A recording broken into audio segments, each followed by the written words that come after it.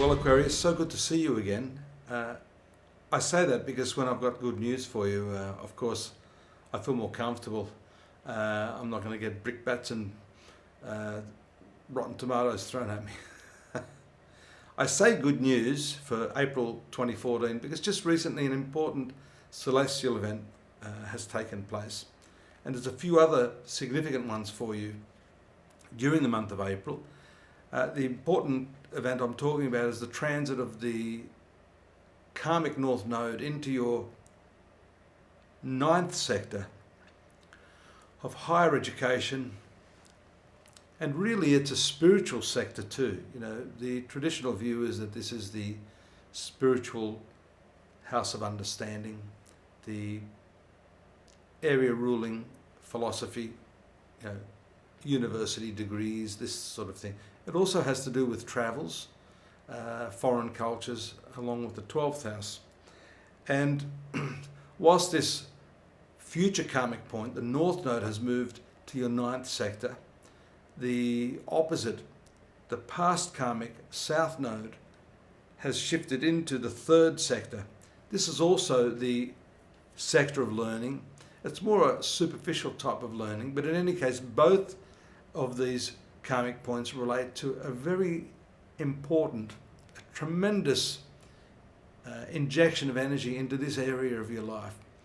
Simply put, I think your understanding, your insight into your life is going to radically change at this time.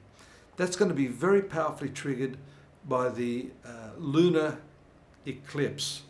That's going to happen on the 15th.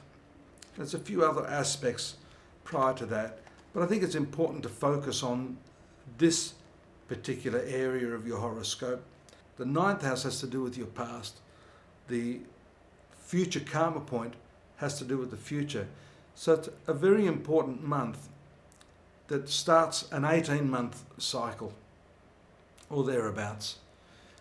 These karmic nodes take around 1.5 years to pass through these areas of the zodiac. So I can say to you that this next 18 months is going to be very, very interesting for you, Aquarius, in terms of your learning. And I don't necessarily see this as learning in the traditional sense.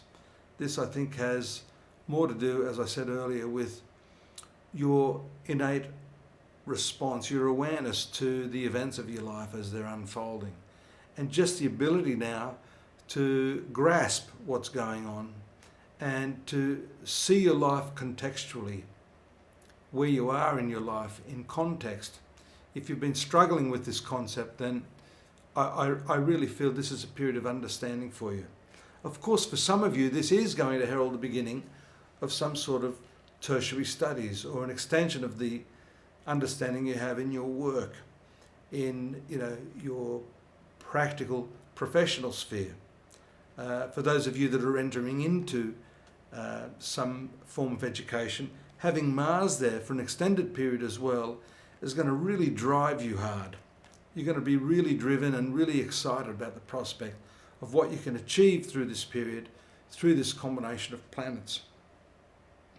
The third very important celestial event occurs in the very last part of the month, and that's on the 29th of April. That again is another eclipse, 2 eclipses in the 1 month. This one, the solar eclipse, which we can see taking place in the 4th sector of your horoscope, which has to do with domestic affairs,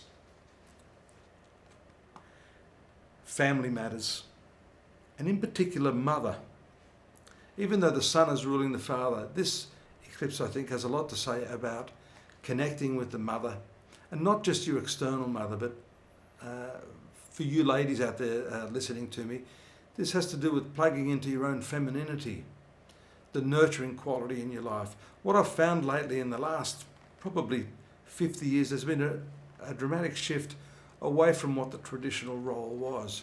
And I know from my experience with thousands of women who are professionals, who work hard, who run the family as well as perform their professional tasks, there's sort of a shortcoming there. There's a disconnect, just through the sheer force of, busyness, the lack of time, the lack of hours in the day.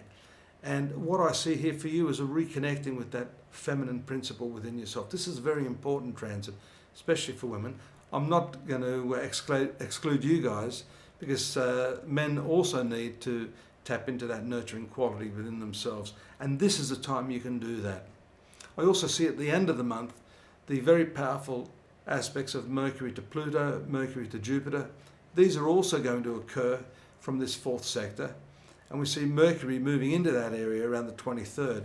So that whole last week of the month, Aquarius, I think is very much tied in with this part of your life. Let's not forget too that the karmic point, the past karmic point, moved out of the fourth house. It moves in a retrograde fashion. So it's still going to be, I suppose, a tying up of loose ends within the family circle, your domestic circle at this time.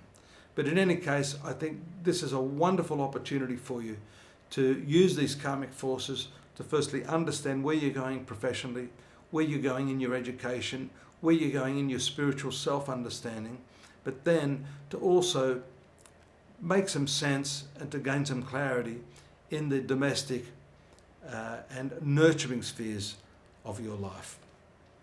I hope that's given you a bit of a rundown on what's going on.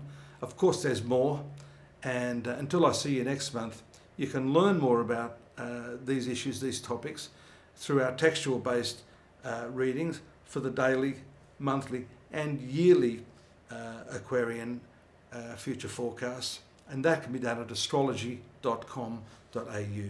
Till next month, have a good one. Take care. Bye-bye.